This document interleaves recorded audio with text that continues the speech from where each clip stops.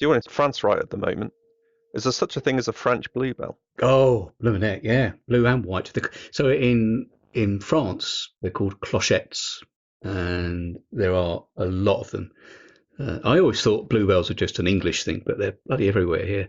But what we're not seeing, or what I haven't seen yet, is these great carpets of bluebells in woodlands. You get more clumps, and you get a lot on roadside verges as well. But as I say, Right. I've more white bluebells than I've ever seen. But I think it's like we've talked about before. You get good years and bad years for like poppies and orchids and all that sort of stuff. This year is an extraordinary year for bluebells in France and orchids. And here in Wiltshire. Yeah, well, of course. But I'll take your word for that. But the roadside verges, bluebells, orchids. We've got early purple and green winged orchids everywhere. In fact, the early purples are dying back now, whereas I think we're sort of a little bit further ahead than Wiltshire in terms of the seasons. But yeah, it's stunning, isn't it? It is, and actually, in Wiltshire, in my wanderings over the last couple of weeks, I've seen more Spanish bluebells. They're a thing now in the English countryside. Oh, I've got them in my garden. The interlopers. Yeah, they go everywhere. Yeah, but you planted them. It's your fault. Well, I did.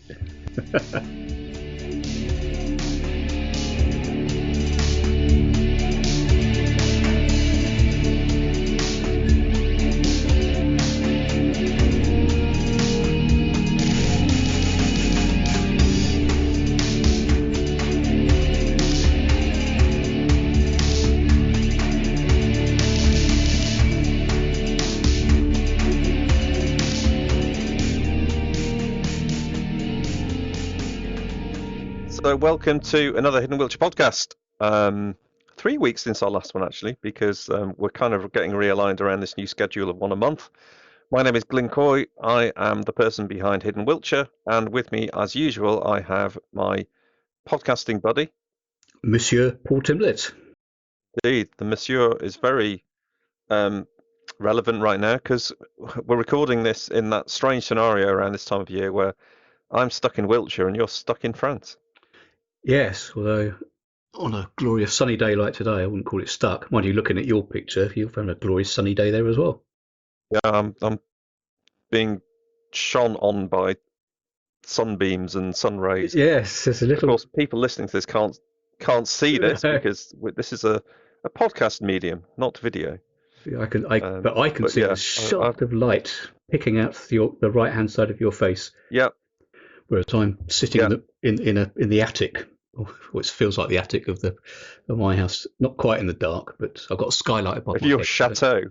My chateau, yes, my crumbling ruin. I spend more money time. Drain. Yes, my sink. It's worse than having a yacht. Not that I've ever had a yacht, but so I'm told. Or a racehorse. I'm told horses are very expensive to run as well. But we're sort of constantly patching bits up and putting the roof back together, and had a build around this morning to try and stop the water coming in through one of the bedrooms. But it's been 15 years of trying to hold the thing together. But anyway, it's a lovely part of the world, so can't complain. Yeah, and normally at this point we talk about what we've been up to over the last 2 or 3 weeks in Wiltshire, but well, my bit's easy. Nothing. In Wiltshire? I haven't been in Wiltshire.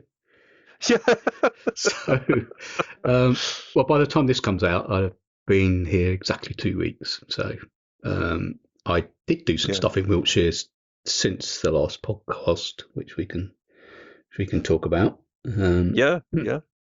So, my other trusted buddy Stu and I did a walk up to Grovely Wood, which we did I did a blog about, and had some. It was a bit of a grey day, so the photographs weren't great. And we started at Langford Lakes, which I hadn't realised when I wrote the blog. I hadn't realised I'd forgotten that you'd written a blog about Langford Lakes probably 2 or 3 years ago, because there is a blog about Langford Lakes on the. Longer than that.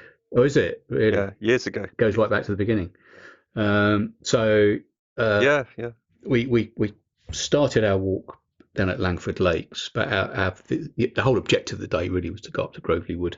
But Langford Lakes is just stunning, and it's not that hidden.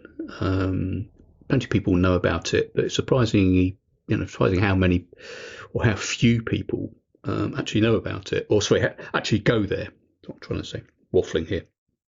So plenty of people know about it, but not so many people go there. And it is a terrific facility now. And even though it's quite close to where I live and where my next door neighbour Stu lives, neither of us have been there for years.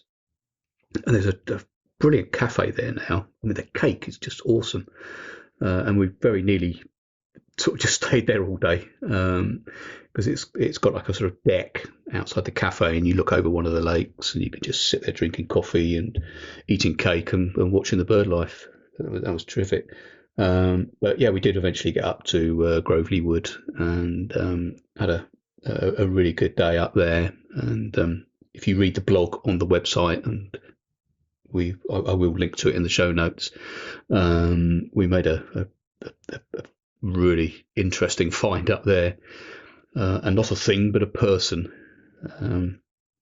So you can read all about that on the blog, and it's probably worth doing a podcast about Groveley Wood at some point in the future.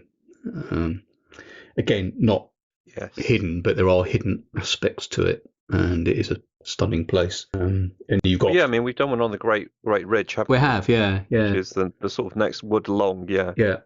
So we nice to do one on Groveley. That's right, and they almost, not quite, they almost link up. But the historical features up there, the monuments they're just everywhere. And it's only when you start to put a walk together and you look at an OS map and you think, oh, wow, I didn't know that was there, and I didn't know that was there, and I didn't know that was there. And there's just stuff everywhere on that part, those hills above the Wylye Valley. And Elaine Perkins had written a blog, I think it was just before I came to France, about Sherrington and Boyton, and she posted about a motte in Sherrington. I had no idea it was there. And then up on the hills, I mean, it's just everywhere. But we went to on the Groveley Wood walk. There's a place called Hanging Langford Camp, which there's not much to see, but extraordinarily complex series of earthworks and settlements up there, and just below it another place called Church End Ring, similarly complex. I mean, we say it time and again that the human habitation going back to prehistory in our part of the world, in some places there were more people then than there are now. And, anyway, I won't spoil it too much. But yeah, going back to the Bluebells theme, seen some great photographs on the Facebook site. There's yours of Oakfrith Wood, because you've been up over that way again, haven't you, to Urchfont? Yes, I did the part of the Folly Wood walk again, just out of interest, really. I didn't do the whole bit of it. I cut out the bit that connects with Salisbury Plain, and just did a sort of quick circuit back to Urchfont. But yeah, Oakfrith Wood was delightful. It's full of bluebells at the moment, and I did wonder, once I got down through the other side of Folly Wood, when we talked about this and posted about it before, we talked about the fact that there was an old moat just on the way to Potterne Wick, and I took a quick dive into there, probably a bit naughty because it's on private land, and I had to sort of get off the track and walk about 3 or 4 meters across the field, over no crops though. Yeah, it's no distance. And I had a peek inside the moat area. Yeah, I had a peek inside the moat, and it was absolutely carpeted with bluebells. It was really a beautiful sight. Yeah, I went to that one this time last year when it was, or whenever the bluebells appeared last year, and it was stunning. It's quite a small area, isn't it, that moat? For those who don't know, it was the gatekeeper's lodge for the deer park that belonged to the bishops of Salisbury, going back to whenever that was. I've forgotten now what it dates to. But they had this huge. There was Bishop's Salisbury had a palace in Potton, and then the deer park to the east and southeast of Potton, and then the lodge, gatekeeper's lodge. I mean, it must have been a pretty significant lodge to have to warrant a moat as well, unless it was to keep the deer out. I don't know. But it is. I mean, when I went last year, it was stunning. And in fact, there was a deer in there. I spooked a deer who was not happy to see me.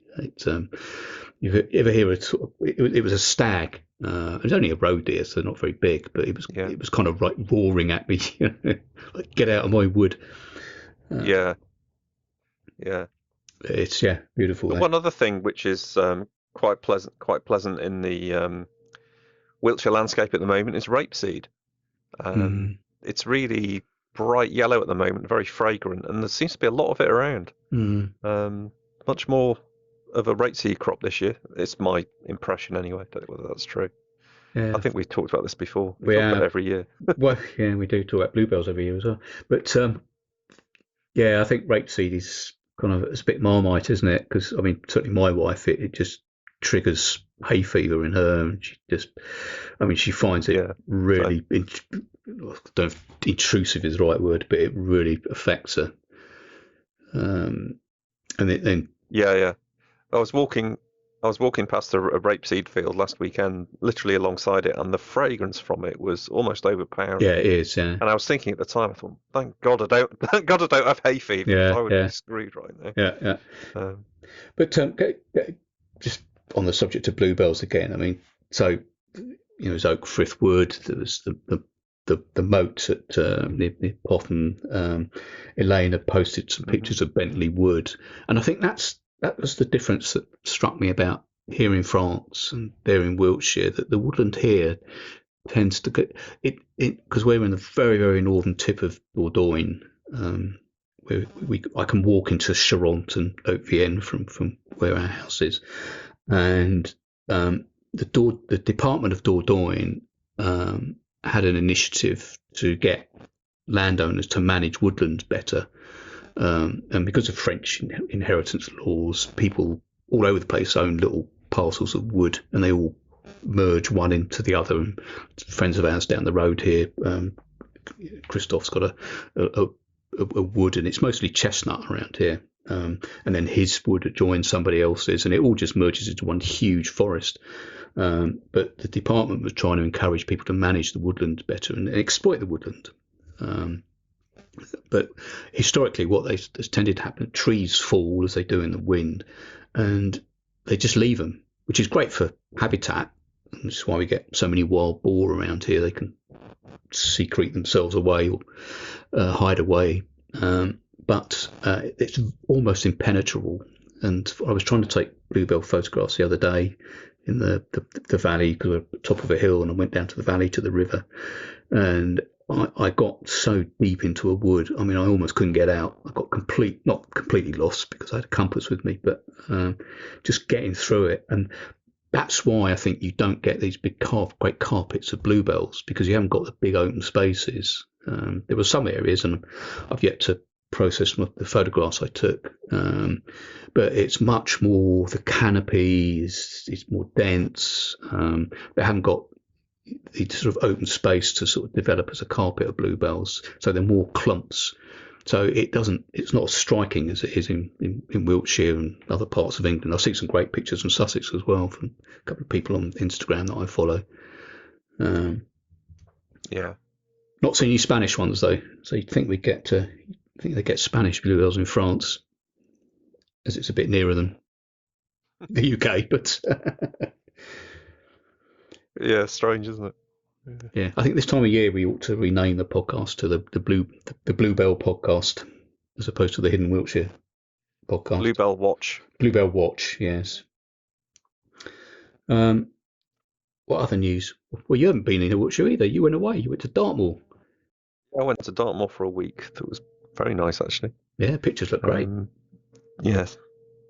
Yeah. It was. I've never been. I passed through, but never stopped and had a proper look. So we had a week actually on the moor itself, and lots of walking from the front door. It was nice to get away. But also nice to get back to Wiltshire again, and just feel grateful really that here in the southwest, wherever you go, it's beautiful countryside. Yeah, Very lucky. yeah. And on that subject, we've knocked together a new programme of guided walks with Wiltshire Museum. So Yes, I think looking at David Dawson's emails, I think they're about to publicise that, aren't they? Yes, within the next week or two, the programme will be published, and starting from I think it's first week of June onwards, we'll have these walks in place. So yeah, watch this space on that. And I think the first walk, is it the Hip and Scone walk? That's early June, isn't it? Oh no, you're testing me, aren't you? Oh, it doesn't matter. You're testing me. It's just Let's not spoil a surprise. No, well, I already have. Unless you edit this out. But yeah, it's a sort of place close to my heart, so that'd be a nice one to do that. But yeah, I think that's. I haven't really got much else to report. Okay, well, we've got a bit of a surprise this week because after the music, we'll let you know what that surprise is. But we have another guest on, so really looking forward to this one.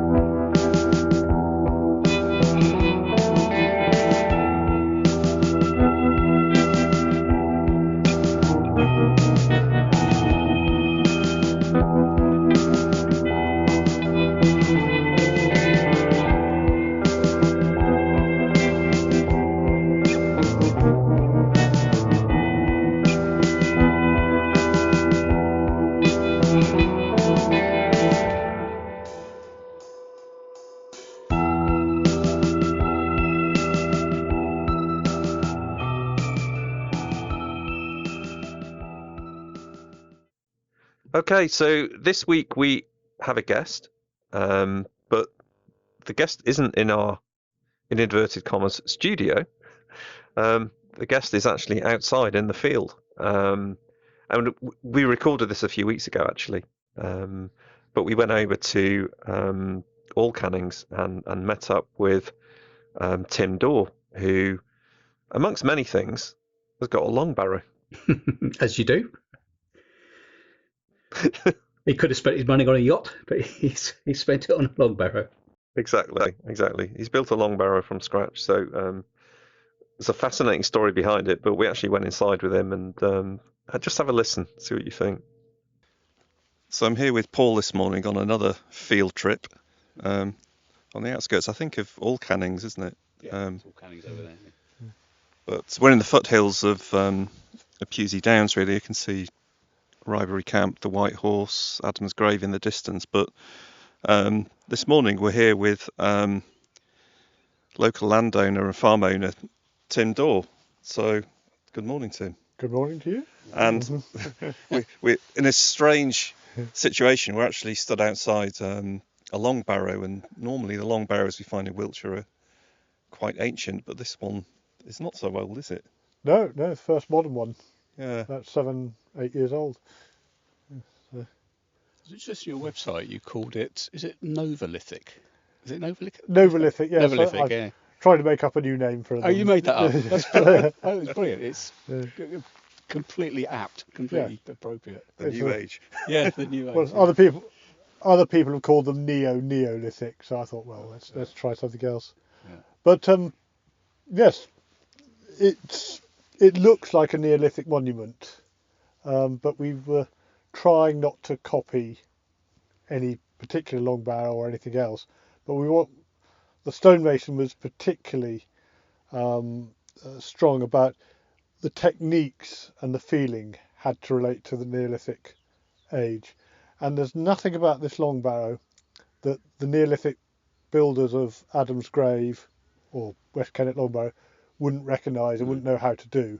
Obviously, it's a bit easier if you've got a 20-ton dumper truck to bring the chalk instead of baskets and JCBs, but there's no concrete, there's no rebar, there's no fancy engineering. It is just pure stonework. Just unbelievable. It's dry stone walling, isn't it? So we stood by the entrance looking at the sort of the corridor into the mound, and I'm looking at all the stones here, and it looks like a dry stone wall. The outside where we stood is large sarsen stones, which came from up near West Woods. Same place as Stonehenge then? Same place as Stonehenge, yes, which we didn't know at the time. They're not shaped in any way. It's very hard to shape Stonehenge. The one thing I do say to everybody is they're very, very hard. The entrance is also very low, so you'll probably hit your head on the way out. So I think on my tombstone it's going to say "mind your head." So I'll say that to everybody. So I'm just curious. I mean, what gave you the idea to build it? I mean, it's a monumental thing to do, isn't it? Absolutely, yes. It was a combination of several things. One, I've lived all my life here in All Cannings. I've been surrounded by the Neolithic monuments and the other history of the area all my life, and being impressed. And you can't help but sort of think, might be quite nice to leave my mark as well. And we talked about building a mound on Town Hill at one stage. And then I was working at Stonehenge. I was very lucky to work down there. And the conversation quite often came up about what do you do with cremated remains. We sadly had people who come to Stonehenge and wanting to scatter their ashes within the stones, which is a big no-no, and we'd had to deal with that.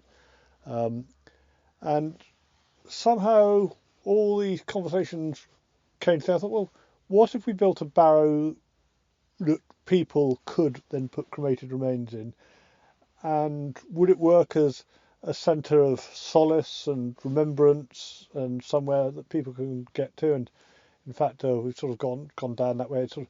It's a place of worship as well, because it's a way of remembering people, and that's why this is a fantastic site for it, which I discovered long after I had the idea, where you can come and, on a day like today, you can just sit on the stones outside or sit on the top and have a picnic and just have those thoughts, whether or not your loved ones are inside. But it's a place of remembrance. Like that.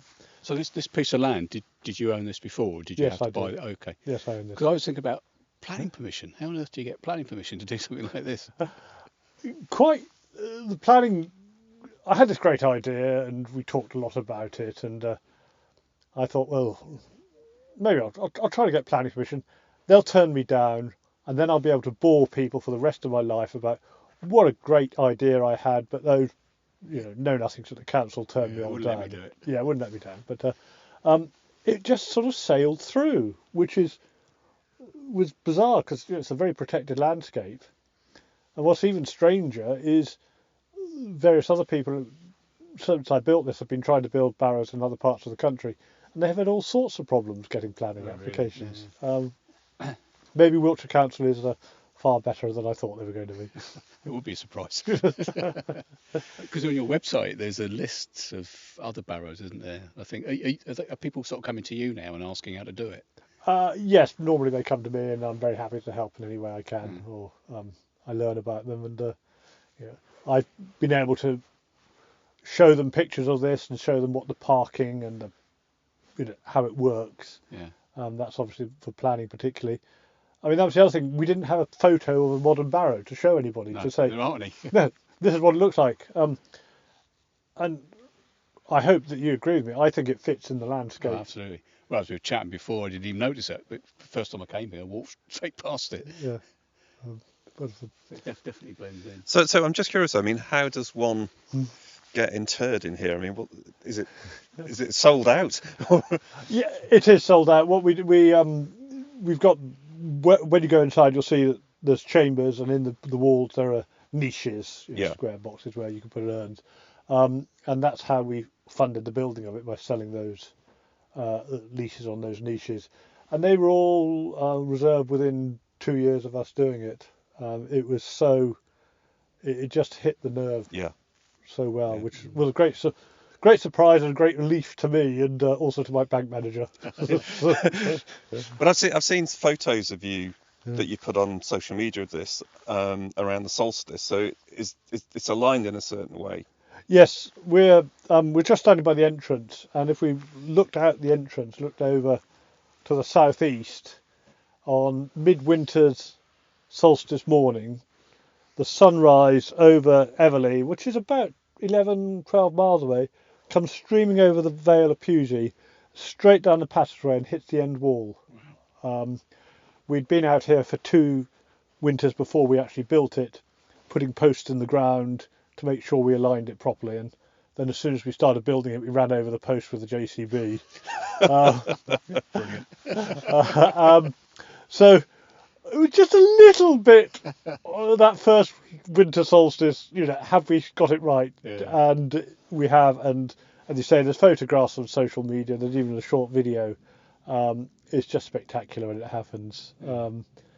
And so we're aligned with the solstice, and of course we're also aligned midsummer with the sunset, which goes down the other end as well. So yes, and this is why we have druids come at the solstice and equinoxes, because we've got that connection. But it's very much a place for people with no religion, any religion, whatever. Yeah. We're not restrictive in that way. So how long did it take from the sort of perhaps first submitting the planning to Wiltshire and completing it? I think we did the planning the summer before we built it. The next step was building control. If you've ever done any housing or build any planning, after you get planning application, you then have to do building control, which is often harder than planning. And I rang them up, and he said, "Oh, you'll need fire escapes and low-level lighting, and Fantastic." I said, "Well, he said, can I ring you back? I've not dealt with one before." I said, "Yes, you've not dealt with one before." But we came back. It's a structure, not a building, so we were fine. And then one of the first amazing coincidences, there was a stonemason living up in Bedfordshire. He's Welsh. He was on holiday. He happened to pick up a copy of the Times, which had an article about this strange planning application. They got in contact with me and said, "We know how to build this. Are you interested?" And I'd just spent 2 months trying to work out, did anyone know how to build it? Who was going to build it? And this was just a wonderful thing. And this was Geraint and Martin, and they came and showed me what their ideas were. And they were so much better than anything I'd ever imagined, as you'll see when you go inside. Yeah. And it just clicked together. There were so many things that did click together, including suddenly these sarsen stones turning up, which I'd also spent months looking for, and then suddenly I found a source. But we broke ground on winter solstice morning, December the 21st, and we had... Which year is this? That was 2013. 13. Yes. Wow. I'm getting old, I can't remember one year. Yeah. 2014 we built it, and we had the opening day in September on the equinox, 9 months later, and it was all wet and mud. It was the wettest, horriblest year, and it didn't look anything like this for a year until we settled down. So 4 or 5 months of actual dry stone walling, shaping and all the rest.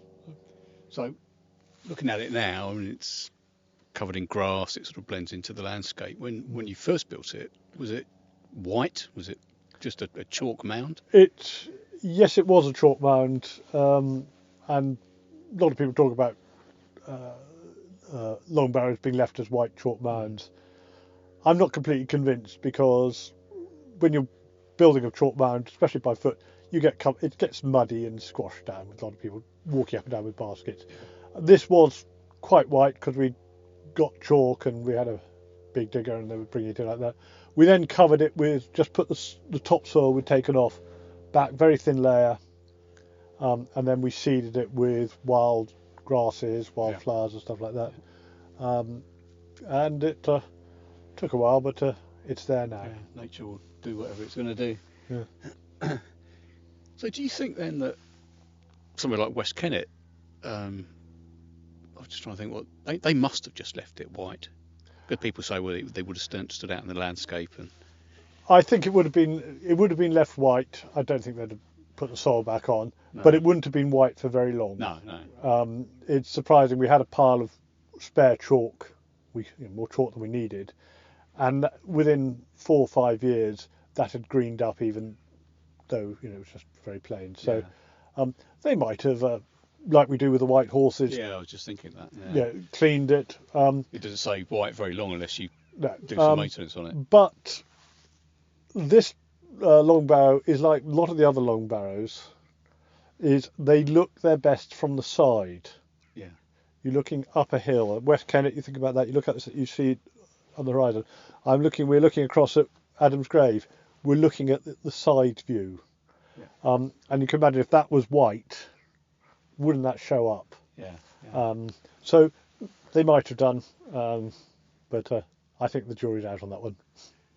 I think we've talked to, say, David Dawson at Devices. He's talked to us about it's standing out on top of the hill, because we're looking at Adam's Grave. It's on top of a hill. This isn't. This is by the canal. It's low down. So it would have really stood out up there, and that was intended. Yeah.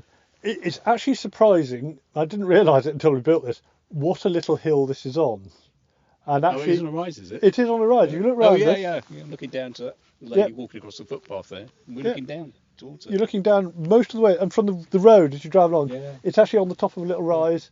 And if you're down in Allington Village, job to see through the hedges, it's quite a road. And I thought this was, even though I farmed this all the time, I always thought this was a bit of a flat field, just up and down a bit, and hadn't realised what a great top of a little hillock this is. Yeah. And so we do get that side view, we do get it standing out. So that's one of the things.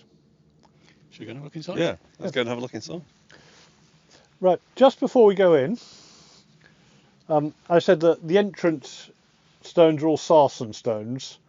They're very, very hard, and the entrance is actually very low, so you will hit your head, particularly on the way out. What, even me? Even I always wear a hat. For lovers of classical architecture, we actually made the entrance 1.61 to 1, the golden ratio, the same as Georgian ratios. Oh, right. Which is why I think when you look at the entrance, it looks pleasing because it's the right ratio. That's my excuse for having it low. Other people say it's because you should stop and sort of bow as you go in anywhere. Right. And the cynic would say it's because we were running out of stones. But and then as you look in, there's a sort of a 10-foot open bit of corridor before we come to an iron gate, which we keep locked for the security and the privacy of people inside, which has got a non-symbolic symbol on it. Right. It's a very attractive symbol. I did wonder what that meant, but nothing. It means different things to different people. Okay. I didn't want a religious symbol because it's not, it wanted to be able to anyone. And I came up with something that looks like it should mean something. It's actually based on DNA. Oh, right. Yeah, of course. Because I thought DNA is actually sort of the life force that never dies, that goes through our body. Our bodies are temporary vessels for the DNA that's lived for millions of years. So I thought that everlasting life, that's just my fancy bit, but super idea. Other people have seen different things in it. So just before we go in, so looking at the stones at the entrance, was there much shaping required? Did the stonemasons have to shape much here, or did they just, like a stone waller does, he looks at what's available and he uses the stones accordingly? The sarsen stones are no shaping at all because they're so hard. So hard. Yeah. And we've actually got sarsen stone walling before the doorway. There's a graduation in how the stones go, which we had to get a specialist stonemason into stone waller to do, because that's a different technique to the dry stone walling where they do shape the stones. Oh, right. Where they have a hammer and they'll knock bits off. Not corners off them. Yeah. So there's a non-shaped. And interestingly, the dry stone waller who did the walls wouldn't do the floor, which is why the floor's so awful, because he said he didn't know how to do a floor. He could do walls. We couldn't do. I thought he'd just lie down, but anyway. So just mind, it's a little bit rough, bit low. I'll go and open the gate and we'll go on in. Fantastic. Thought it well than I expected. Now these sort of vaulted ceilings are just—I don't know how they do it. It's just incredible. So this is a corbelled ceiling. Yeah. So slightly different from a dome is that it's self-supporting all the way up. Yeah. And it's used in places like Newgrange and even slightly in West Kennet. You just keep bringing the stonework in as you're going up. I think this is probably one of the finest corbelled roofs in dry stone walling. Remember, this is not supported by concrete. There's no concrete holding it. This is the stone shaping and placing. And it just goes all the way up, and then you have a flat stone at the top, which is the size of the stonemason's middle, where he stood, and he couldn't go any further up, and he put a stone on the top. So I'm glad you say it's bigger. I mean, this is the theatre of the place in a way.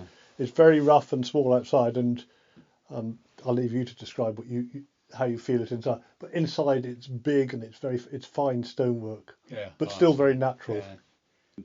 As we're sort of looking, it connects through to the next chamber. Yes, we're in the very first chamber, and this one has got a smaller extra chamber of the. Oh, it's got an ante-chamber. So, and then there are others. Well, we'll see in a minute. Further down. I mean, if you want to stick your head in that one and see that was the very first one we built. This one. Yeah. I remember this was the first one we built, and we thought, wow, that's huge, that roof, just amazing. Because it was the biggest. He wanted to build that one first because first time he'd done one before. And then once you got to this one, that's so the stones are very slightly damp. It's a bit like being in a cave, isn't it? Really? Yes. We didn't put a damp course over it. We wanted to keep it natural, and in fact, I was in here the other day when it was raining very hard. We've had those very wet days, and it was quite wet. But we also, you can see your breath here today. In the spring, it's very cold in here. It takes months for it to get as warm as outside. Yeah, right. And then so during the spring, everything's covered in condensation because it's so cold in here. In the autumn, it's lovely. Winter time, it's lovely and warm, and we get butterflies coming in here because it's a nice warm cave. So do you warn people about that? So when they put their sort of loved one's ashes in here, I mean, do you say no wooden boxes because it will just rot? Yes, I do say it, but people. There's one. There's a wooden box. People are free to do what they like. Yeah. We do say, try and ceramic or metal, and we have handmade ceramic ones. Yeah. We have all sorts of different choices. We've been very non-prescriptive. Yeah. There's still a lot of empty niches, isn't there? These people need to get a move on. Otherwise, there'll be squatters. Well, it's yes, it's I always say it's really nice that I don't see the customers because we don't want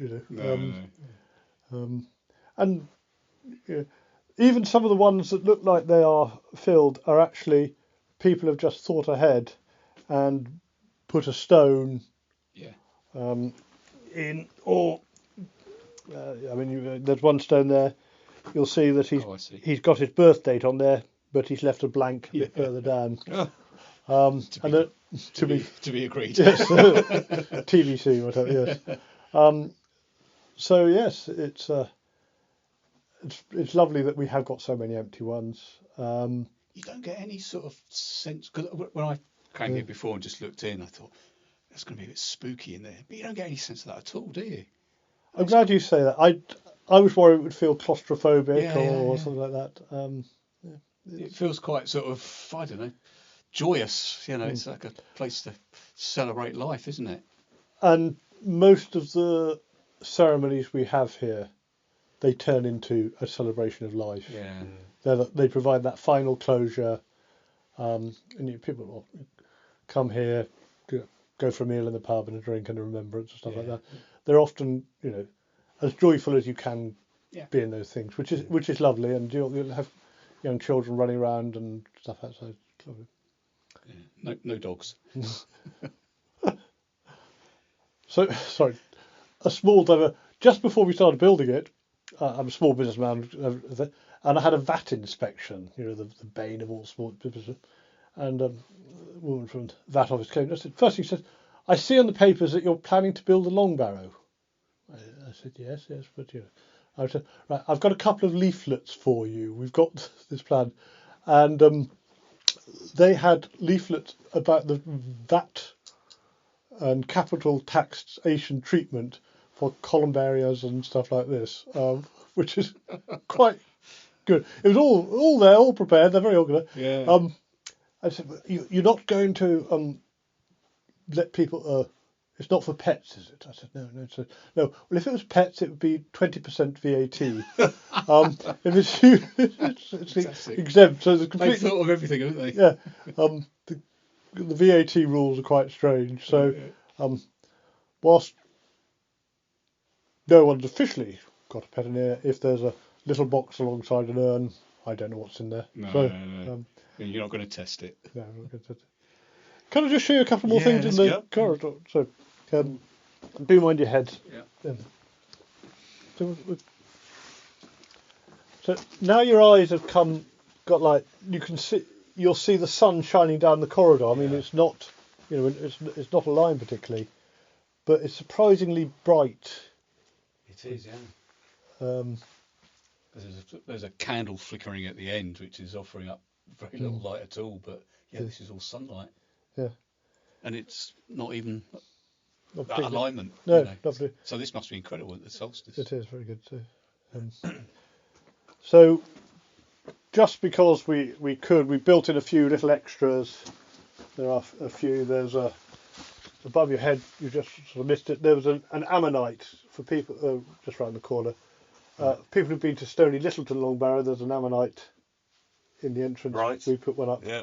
Where is that? Just go back a little bit further. No, back down the corridor. You'll see it right up at the top there. Little nods to Stonehenge. There's some spotted dolerite. And some Cragorosophelin rhyolite. These are the two main bluestone types you find at Stonehenge. Right. That's the one that's too soft to have survived, particularly at Stonehenge. That's a really vivid blue as well, isn't it? I mean, it's deep blue, yeah. Yeah. It's like, compared to the surprisingly, limestone. when we put it in, it was all that grey colour. Oh, And it's the damp or something has turned it that lovely blue, which is nice. Beautiful. Yeah, and again, just the odd sarsen stone that feels right, and even a little flint from Stonehenge here. And the stonemasons were very kind to me, because I have a theory about Stonehenge which I can bore people about how the main biggest trilithon is skewed by 10 degrees, so it matches the sunrise and the sunset. There's an 80-degree angle that you'll see in things like the Bush Barrow lozenge and stuff like this. And so the bottom two monoliths in the corridor, they skewed by 10 degrees. Oh, right. So you'll see that it doesn't follow the corridor Following line, which is gives it another alignment.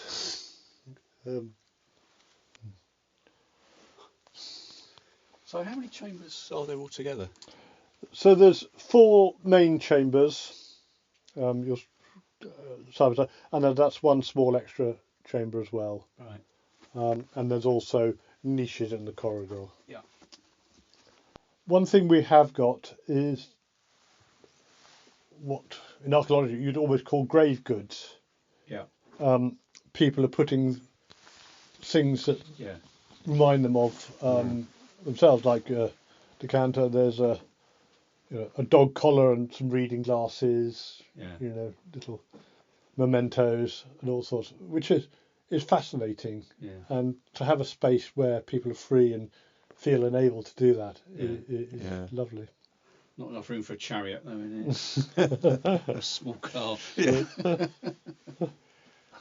This one here's my stone. There you are. Ah, that's where you're going. That's where I'm going. That's just a natural sarsen. It was that shape and size, not really shaped at all. I found in the field a few years ago, and I carried it across and tried it in the space, and it fitted so well. I thought. Again, the colours on that are incredible, aren't they? Yeah. I noticed actually when I was walking, approached it from the back, from the road, how long it is. The size of it is enormous. I mean, what's the actual length of it? It's 70 metres long. 70 metres. Wow. Yeah. About nearly 5 metres, 4.5, 5 metres tall. Yeah. So it is, it is a big one. But again, the chambers only go back about 20 odd metres. So it's got a long empty tail. Yeah. Which is important in a way, because to memorialise people or anything like that, there has to be an element of the unnecessary about it. It can't just be utilitarian. Yeah. It's a strange concept that you, as you see, why does this work? And you think, yes, it's because it's a little bit extravagant, a little bit big. You're saying, we've made the extra effort because the people we're remembering here are worth remembering. Yeah. Might just have a walk on top, see what the view's like. Yes, the views are. Yeah. There's actually a post put up by the local tourist board, which shows you where you can shows you what hills you can see from the top. The slope can be quite slippery, like any grass slope. Yeah. So we do say care, but it's a lovely dry day. Yep. And you're fit, young and active with your right shoes on, so suddenly you really are on a high spot in the middle of the vale, aren't you? You are. You don't expect this from... No. Didn't expect this when we were building it. We didn't realise the view down to that valley down there, all across what is called Cannings Marsh, and the whole horizon. Yeah, so I can see all the way over to Morgan's Hill in that direction, all the way over to Woodborough Hill in the other direction. And everything in between. Yes, and behind Woodborough Hill you can see the trees on top of Pewsey Hill. Yeah. Just to orientate yourself. You sort of get also a picture of how I said it wasn't on a small rise rather than hill, but how the ground does slope down in all directions from here. Yeah. In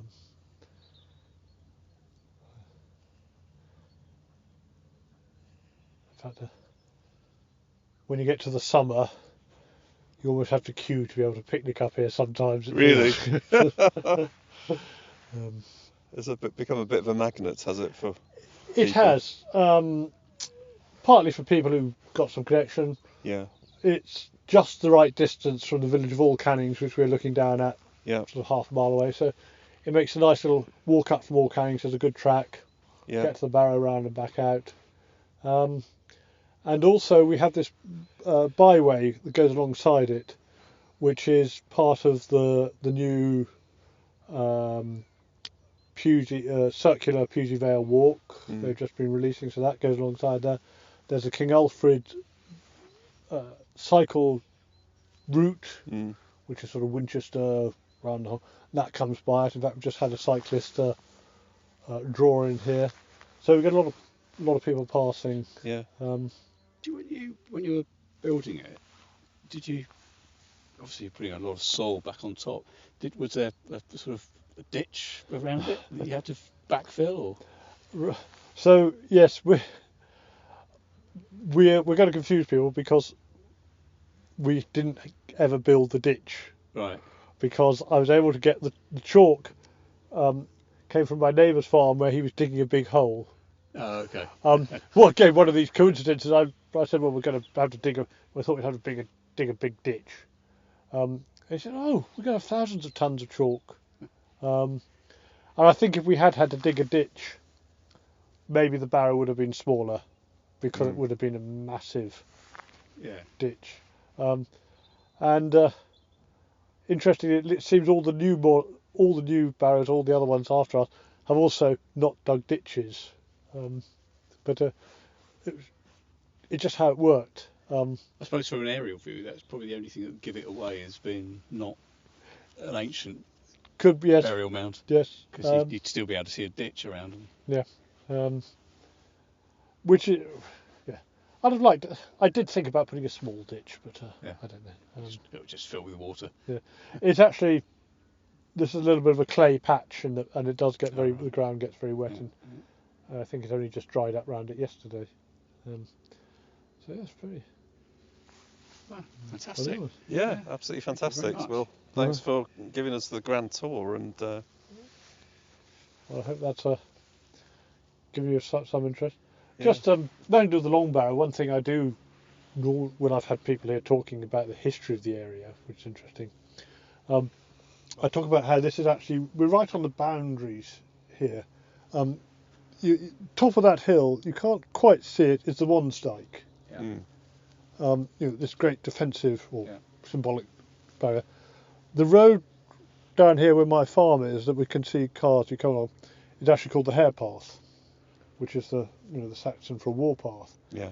So you've actually got a demilitarised zone between the Wansteig and the road behind it, where within the life of the churches at Alton, you had, this was the army road, which you always have a little bit back from the barrier. Yeah. So 1,000 years ago, this is that sort of thing, and then you're turning round, across the road, across the field, we have a pillbox. Yeah. There was one just here as well, and the canal. And so, not that long ago, it was yet another defensive line. Yeah. Just here. Yeah. So, it's quite strange. We think this is a peaceful, lovely area, and these long barrows, and there's actually two we can see on top of the hills from here. Yeah. They've seen all this, gone, and battles. So. Yeah, of course, there was a site of a major battle up there somewhere. Yes, just behind Adam's grave. Yeah. So yes, it's not. We're just, especially now, counting our blessings how peaceful it is here. So thanks to Tim for hosting us. That was an absolutely fascinating morning out for myself and Paul. Yeah, always great to meet interesting people and learn new things, I suppose. Yeah, it was brilliant. I really enjoyed that. He's a fascinating guy, isn't he? I don't know what it is about farmers in the Pewsey Vale and their interest in history and archaeology. Because of course we've got his neighbour David Carson just down the road, another sort of farmer and amateur archaeologist, historian. That was a great morning out. Yes, indeed. And that brings us to the end of another Hidden Wiltshire podcast. We will be back in a few weeks' time, a month's time, I believe, with another fascinating Wiltshire topic. But I guess in this one we can wrap up, can't we? Yeah. I was interrupted you there, but I was just going to say thank you to Steve Dixon again for that bit of music, the intro to the Tim Dorr interview, and I don't know whether it's appropriate or not, but that piece is called Play Dead. But anyway, it's the only one that we could find that was vaguely appropriate. Of course, nobody in that Long Barrow is praying at being dead. But and yeah, thanks to Steve for the piece of music that we use at the beginning and the end. What else? There's the website, of course, for the show notes, and you're working on that, aren't you? We're gonna spanking new website soon, possibly. Yeah, we've got some. Yeah, we got some tweets coming along, but I'm setting up a kind of podcast, Hidden Wiltshire podcast website, so it's a kind of sister to the main one. Just so we've got a sort of space to develop out the multimedia type of stuff with videos and podcasts and everything. But yeah, more info on that in due course. But whatever, you'll always find what you need on the hiddenwiltshire.com website, the shop, the books, info on the podcast, all the blog posts, all the photographs, walks, everything. That will remain the sort of main hub for everything that we do. Well, it's certainly looking good so far from what you've done, which is obviously not viewable by everybody yet, but just I don't know what you call it, but the stuff you're doing in the background looks great. So that's exciting.